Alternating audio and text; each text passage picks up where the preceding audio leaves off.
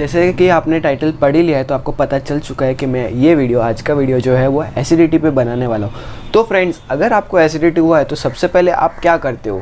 इनो लेते हो क्या? तो मैं आपको पूछना चाहूँगा कि आप इनो एसिडिटी के लिए सबसे ज़्यादा यूज़ करते हो या एज अ बेकिंग सोडा जो कि केक में बहुत यूज़ किया जाता है, खमन ढोकला बनाना रहता है उसमें ज़्यादा यूज़ किया जाता है, इनो वैसे यूज़ करते हो? मैं आपको पूछना चाहता हूँ। तो फ्रेंड्स, आज इस वीडियो में मैं आपके साथ एसिडिटी ये टॉपिक के बारे में बात करने वाला हूँ कि एसिडिटी क्या है, वो कैसे बनता है हमारे शरीर के अंदर, कौन से लक्षण है, साथ ही साथ कौन सी चीज़ खाने से हमें एसिडिटी होती है, और कुछ होम रेमेडीज़ जिसे अगर हम लेते हैं तो किसी को भी एसिडिटी है तो उनके लिए बहुत ही जल्दी से उनको राहत मिल जाएगी। तो फ्रेंड्स, ये पूरा आज मैं इस वीडियो में बताने वाला हूँ एसिडिटी का।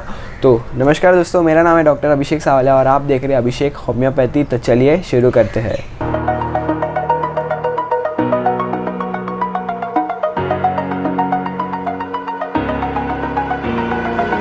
तो वीडियो चालू करने से पहले अगर आप मेरे चैनल पर नए हो तो प्लीज़ इसे लाइक करें, शेयर करें और सब्सक्राइब करें मेरे चैनल को। साथ ही साथ बेल आइकन दबाना ना भूलें ताकि फिर कभी मैं ऐसी वीडियो अपलोड करूं तो सबसे पहले नोटिफिकेशन आपको आए। तो फ्रेंड्स, मैं बात कर रहा था एसिडिटी के बारे में। एसिडिटी एक कॉमन लाइफस्टाइल डिसऑर्डर हो गया है। हर किसी को एसिडिटी की प्रॉब्लम रहती है और ये प्रॉब्लम का मतलब कौन से कारण से होता है तो उन लोग डेली अपनी चीज़ में जो खाते हैं, daily day to day life में जो खाते हैं, उसके वजह से ही ये एसिडिटी प्रॉब्लम होती है। तो सबसे पहले तो मैं बता दूं कि ये एसिडिटी होता कैसे है। तो एसिडिटी हमारे ये पेट के रिलेटेड रहता है। ये जो एसिडिटी है वो हमारे पेट के रिलेटेड रहता है। हमारे पेट में गैस्ट्रिक ग्लैंड करके ग्रंथियाँ रहती है, बहुत सारी ग्रंथियाँ रहती है और उसमें से एक जूस बाहर आता है और वो जूस कौन सा है? HCl है, हाइड्रोक्लोरिक एसिड, एक टाइप का एसिड हो गया।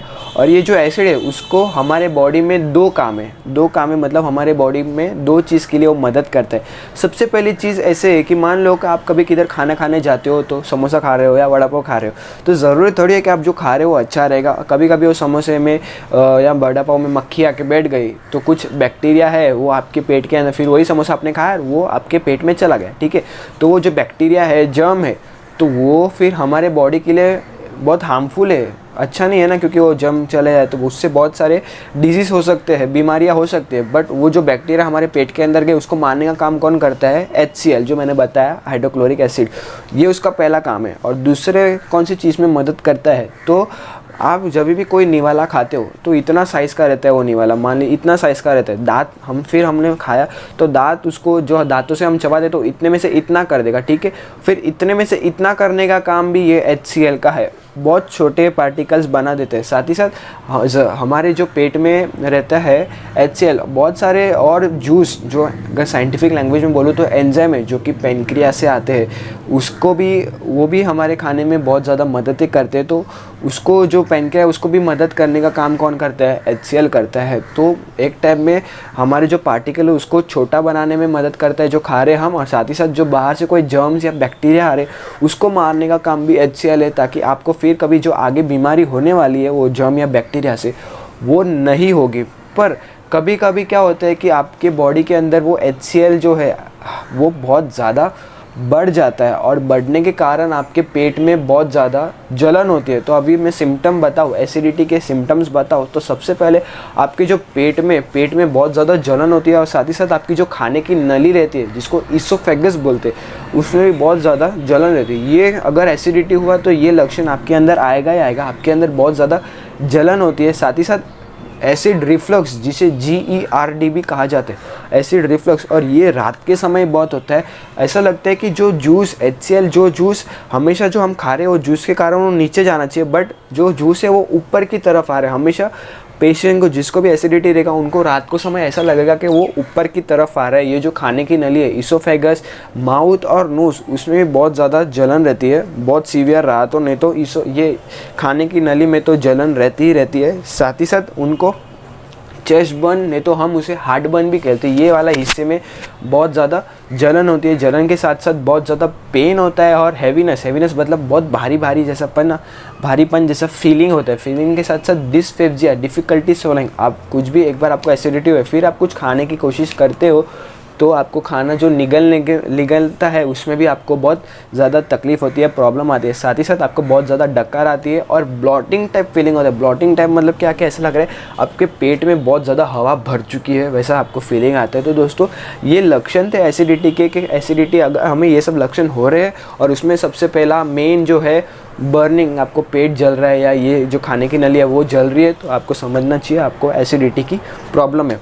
अभी जो मैं बताने वाला हूँ कौन सी खाने की चीज़ है जिससे हमें एसिडिटी हो सकता है, तो सबसे पहला है मैदा और बेसन की चीज़ है। जो मैदा और बेसन की चीज़ अगर आप यूज़ कर रहे हो, उसमें मैदा और बेसन तो है ही एसिडिटी का रोल, बट फॉर एग्जांपल मैदा किस में यूज़ कर रहे हो या बेसन किस में यूज़ कर रहे हो, कि समोसा है तो उसमें ऑयल भी आ गया, तो ऑयल के कारण भी आपको एसिडिटी होने के बहुत ज़्यादा चांसेस बढ़ जाते हैं। साथ ही साथ स्पाइसी फूड, बहुत तीखा फूड खाने की वजह से भी आपके अंदर जो एसिडिटी बनने की क्षमता है बहुत ज़्यादा बढ़ जाती है। साथ ही साथ फास्ट फूड, जैसे कि मैंने बताया समोसा वड़ा पाव वो सब खाने से होता है। फास्ट फूड और बहुत क्या आ सकता है, तो पिज़्ज़ा है, बर्गर है, फ्रेंच फ्राई है, पानी पूरी है, इस आपके मुंह में पानी आ रहा रहेगा, बट ये सब चीज़ों से भी एसिडिटी होता है। फिर पिकल, अचार खाने से भी आपको एसिडिटी होने के चांसेस बढ़ जाते हैं। साथ ही साथ नॉनवेज भी एक बहुत इंपॉर्टेंट रोल प्ले करता है एसिडिटी में, क्योंकि जो कोई नॉनवेज खाते हैं वो नॉनवेज जैसे भी बनता है, नॉनवेज में गरम मसाला बहुत ज़्यादा यूज़ करते हैं। गरम मसाला भी एक बहुत इंपॉर्टेंट रोल करता है, उससे गरम मसाला ज़्यादा लेने से भी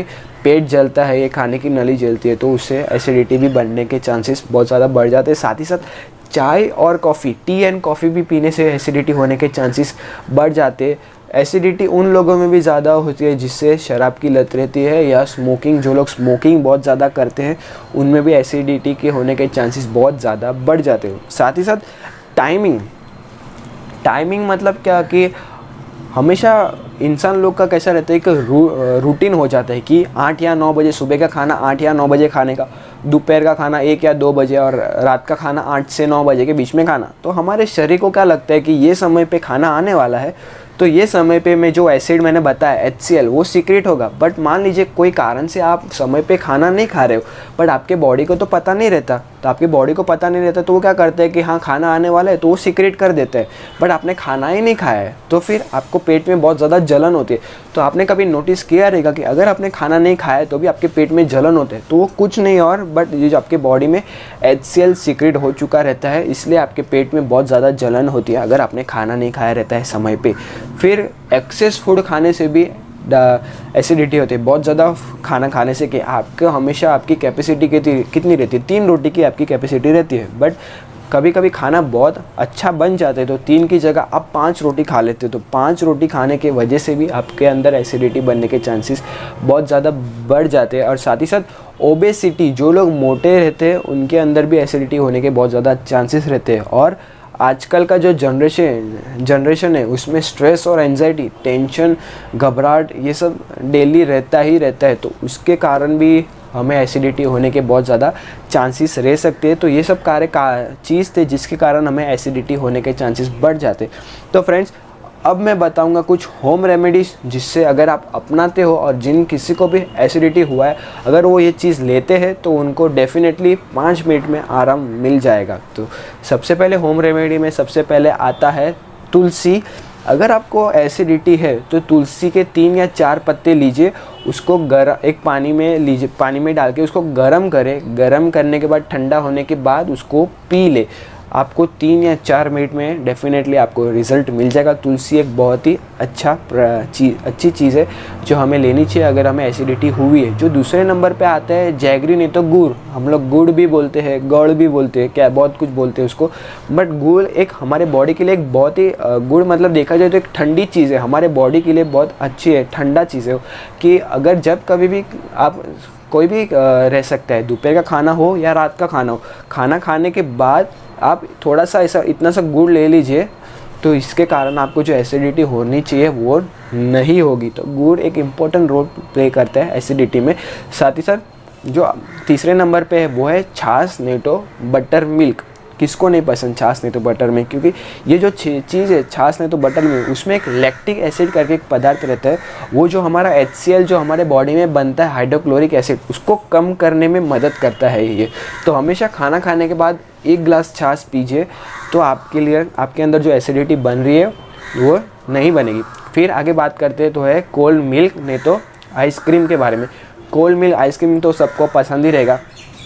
अगर आपको प्रॉब्लम है एसिडिटी की तो आप आइसक्रीम खा सकते हो। 1 या 2 चम्मच आप आइसक्रीम खा लोगे तो आपको बहुत हद तक आपको अच्छा लगेगा। फिर जो 5वें नंबर पे आता है वो है सोप।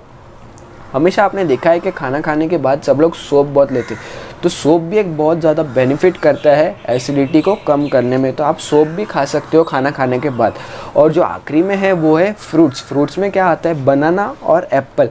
बनाना और एप्पल खाने से भी आपकी बहुत हद तक एसिडिटी कम हो जाती है।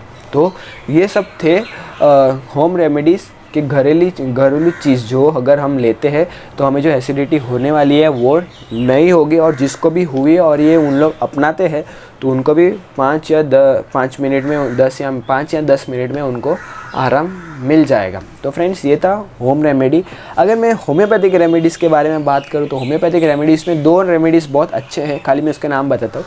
एक है, पहला है वो है नक्स वोमिका 30, और जो दूसरा है वो है कार्बोवेज 30। कार्बोवेज 30 हमें कब लेना चाहिए, अगर रात के समय आपको बहुत ज़्यादा एसिडिटी हो रही है तो हमें कार्बोवेज 30 लेना चाहिए। सुबह और शाम लीजिए। अगर आपको बहुत ज़्यादा एसिडिटी की प्रॉब्लम है तो फिर सुबह दोपहर शाम लीजिए। तो ऐसे आप ले सकते हैं इसे। तो फ्रेंड्स ये पूरा था एसिडिटी के बारे में। अगर आपको कुछ भी डाउट हो तो आप मुझे नीचे कमेंट सेक्शन में पूछ सकते हो, मैं उसका ज़रूर रिप्लाई करूँगा। और साथ ही साथ अगर आप चैनल पे कोई ये वीडियो पसंद आया रहेगा तो प्लीज़ इसे लाइक करें, शेयर करें और सब्सक्राइब करें मेरे चैनल को। साथ ही साथ बेल आइकन दबाना ना भूलें ताकि फिर कभी मैं ऐसी वीडियो अपलोड करूँ तो सबसे पहले नोटिफिकेशन आपको आए। So friends thank you, and till then good bye.